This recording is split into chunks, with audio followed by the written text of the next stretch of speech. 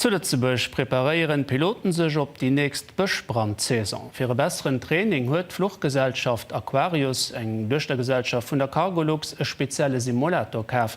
Zanter 3 Wochen können Piloten hai trainieren. A ganz Europa ginnet just 2 der Simulatoren. Direkt Hill war sich den Apparat ukucken.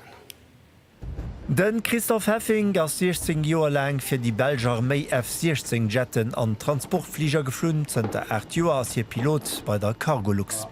Nief der 747 fliet hier noch ersetzt mat de Lächflieger.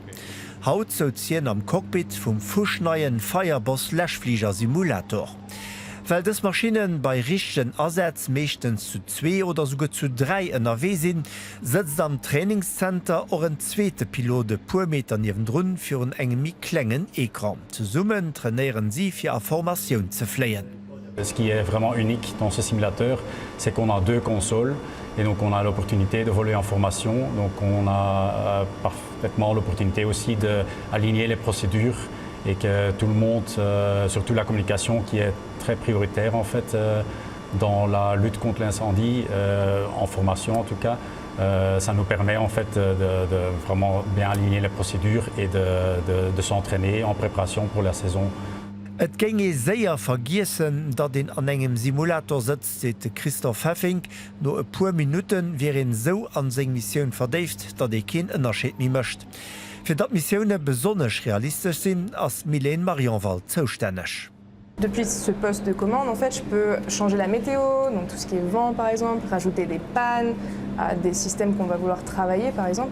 Et on va dire que mon objectif principal, c'est de créer un scénario qui fasse sens et qui permette donc aux pilotes de se sentir vraiment au cœur d'un scénario possible dans la vie réelle. Et de pratiquer tout ce qui est panne, donc procédures adaptées, tout ce qui est qu'on ne peut pas travailler vraiment en scénario réel. Aquarius respektiv Mammegesellschaft Cargolux hat vun Ufang ugeplant fir soe Simulator unzuschafen.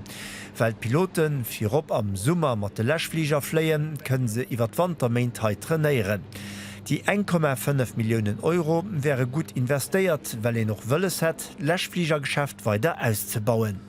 Sollte man jetzt vorhaben, nur bei 2 Flugzeugen zu bleiben, dann wäre es wahrscheinlich besser angemessen gewesen, irgendwo hinzugehen, wo man es mieten kann pro Stunde. Allerdings, wir haben natürlich Ambitionen, groß zu werden. Was schon hinzukommt, das ist nochmal Realität. Wenn man selbst so ein Gerät stehen hat, neigt man eher dazu, das viel mehr zu benutzen. Man braucht nicht sich Sorgen machen über Buchungen und so weiter. Man bleibt ganz einfach drin sitzen, bis der Standard erreicht ist. Aktuell geheieren 8 Flieger zur Aquarius-Flott, 4 Weitermaschine sie bestalt. Am Sommer ginn Flieger a Südeuropa stationiert. Für die nächste Saison huet den nächste Kontrakt mit der Türkei.